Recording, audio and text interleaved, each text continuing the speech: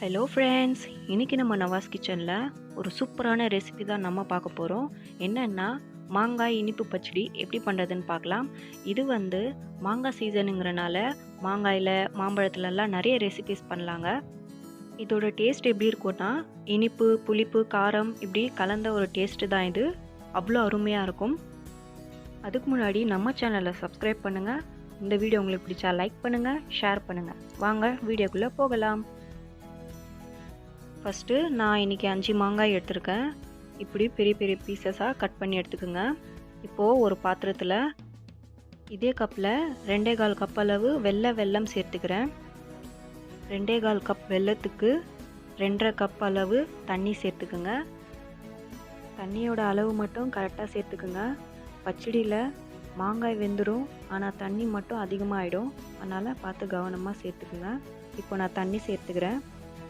தண்ணி சேர்த்துட்டு இப்போது ஸ்டவ் ஆன் பண்ணி அடுப்பில் வச்சு இந்த வெல்லத்தை நல்லா கரைச்சிக்கலாம். இதுக்கு பாகுபதம்லாம் தேவையில்லை, அந்த வெல்லத்தை மட்டும் கரைச்சி எடுத்துக்குங்க. இப்போது இந்த வெல்லம்லாம் நல்லா கரைஞ்சிடுச்சு. இப்போது ஒரு பாத்திரத்தில் ஒரு வடிகட்டியில் வச்சு நல்லா ஃபில்ட்ரு பண்ணிக்கோங்க. ஏன்னா தூசு கல்லெல்லாம் இருக்கும், அதனால தான்.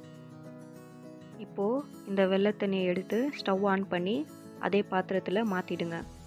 இதில் சேர்த்துட்டு கொதி வர வரைக்கும் வெயிட் பண்ணுங்கள். கொதி வந்ததுக்கப்புறம் நம்ம மாங்காயை சேர்த்துக்கலாம். இப்போது நல்லா கொதிச்சிட்டு இருக்குது.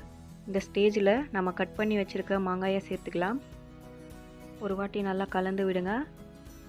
இப்போது இதில் காரத்துக்காக நான் 1/2 டேபிள் ஸ்பூன் அளவு மிளகாய் தூள் சேர்த்துக்கிறேன்.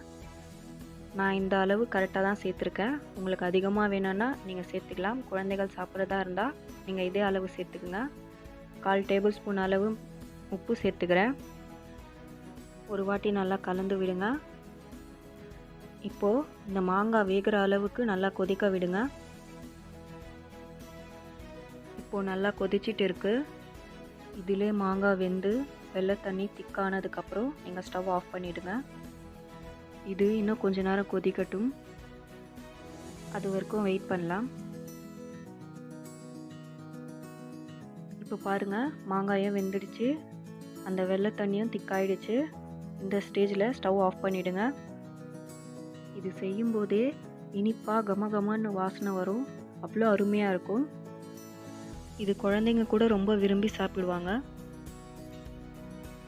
அவ்வளோதாங்க, நம்ம மாங்காய் இனிப்பு பச்சடி தயாராகிடுச்சு. இது செய்யறதுக்கு செலவு கம்மி தான், ஆனால் டேஸ்ட்டு அருமையாக இருக்கும். நீங்களும் கண்டிப்பாக வீட்டில் ட்ரை பண்ணி பாருங்கள்.